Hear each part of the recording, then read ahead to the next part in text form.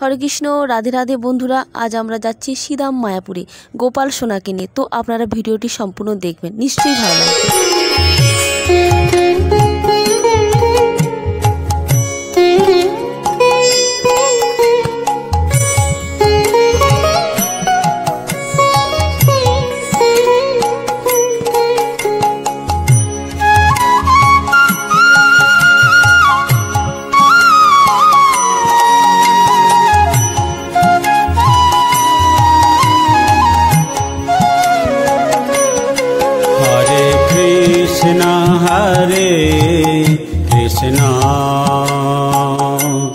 कृष्ण कृष्ण हरे हरे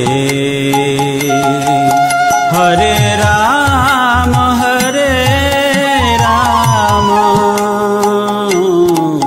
राम राम हरे हरे।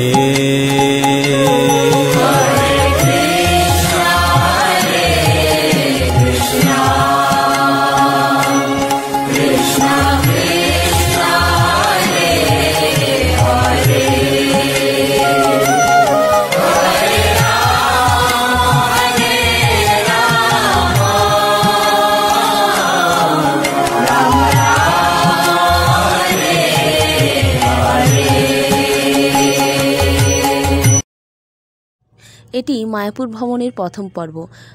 আমরা Kharagpur local train ধরে হাওড়া চলে এসেছি, তারপর কাটোয়া লোকাল ট্রেন ধরে নবদ্বীপ ধাম স্টেশনে নামব।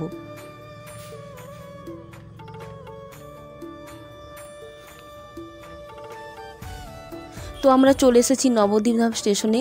দেখুন গোপাল সোনাকে ওভারব্রিজ ক্রস করছি। এবার যাচ্ছি টোটো স্ট্যান্ডে।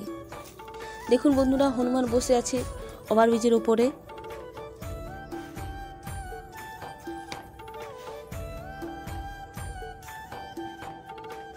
নবদ্বীপ ধাম শ্রী চৈতন্যদেবের জন্মস্থান। আমরা টোটো ধরার জন্য রেডি হচ্ছি। তো টোটো এখান থেকে মায়াপুর ঘাটে 20 টাকা করে নেয়। তো আমরা টোটো পেয়েছি, টোটো বসে আমরা যাচ্ছি মায়াপুর ফেরি ঘাটে। আর গোপাল সোনা চুপটি করে আমার কোলে বসে আছে। তো বেশি সময় লাগে না।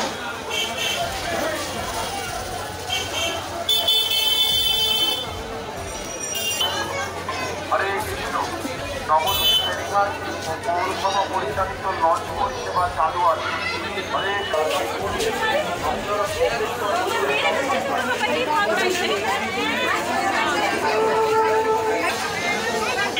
তো আমরা টিকিট কেটে নিয়েছি।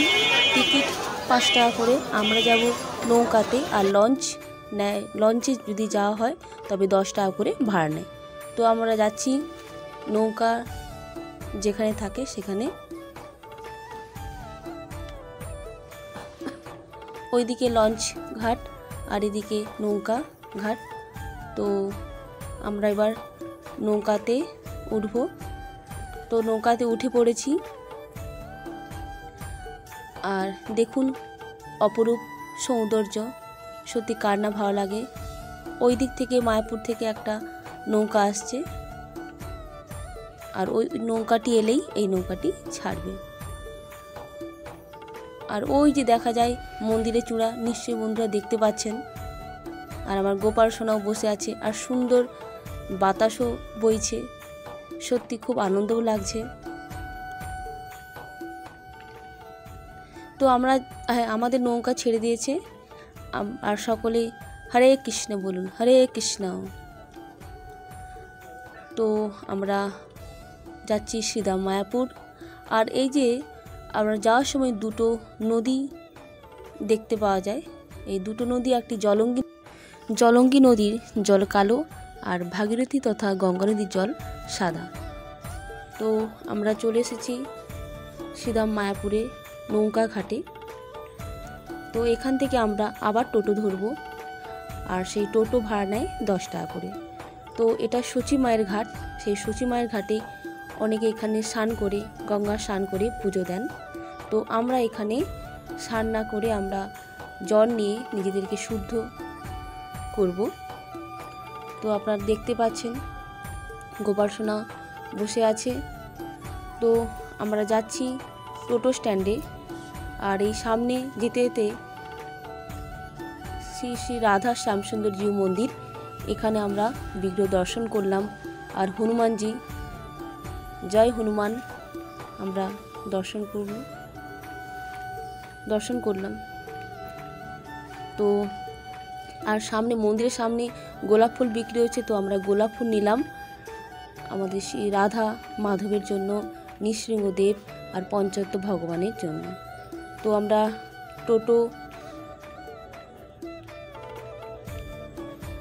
একটা টোটো ভাড়া করলাম। সেই টোটো ভাড়া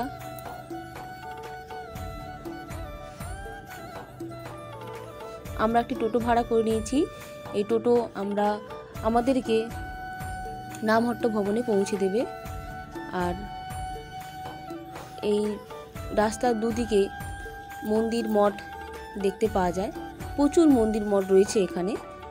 তো আমরা মন্দিরের ভেতরে নামহট্ট ভবনে থাকব। আর দুপাশে প্রচুর দোকানও রয়েছে, প্রচুর তীর্থযাত্রী এখানে আসেন, প্রচুর ভক্তের সমাগম হয় এখানে। তো আর বেশি দূর নয়, আমরা প্রায় চলে এসেছি।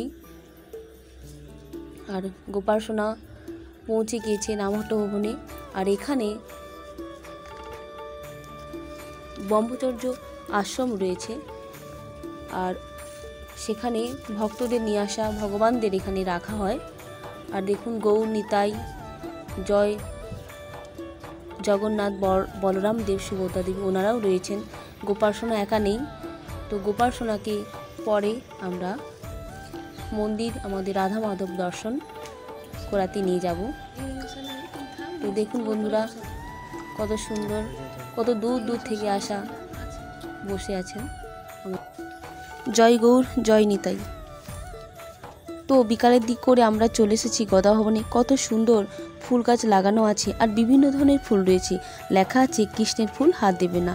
আর এই দেখতে পাচ্ছেন পদ্ম ফুল, সত্যি কত সুন্দরভাবে লাগানো আছে। আর হ্যাঁ বন্ধুরা, যদি কেউ এই শ্রীধাম মায়াপুরে একবার আসে তবে বারবার আসতে ইচ্ছা হবে। সত্যি কি অসাধারণ ভগবানের সৃষ্টি। তাই কার না ভালো লাগে ভগবান এই সৃষ্টিকে দেখতে। আমার তো খুব ভালো লাগে, আর মনে হয় যেন থেকে যায় এই শ্রীধাম মায়াপুরে। কেননা ভোরের মঙ্গল আরতিতে ভগবানের দর্শন পেয়ে মন প্রাণ জুড়িয়ে যায় ভগবানের দর্শন।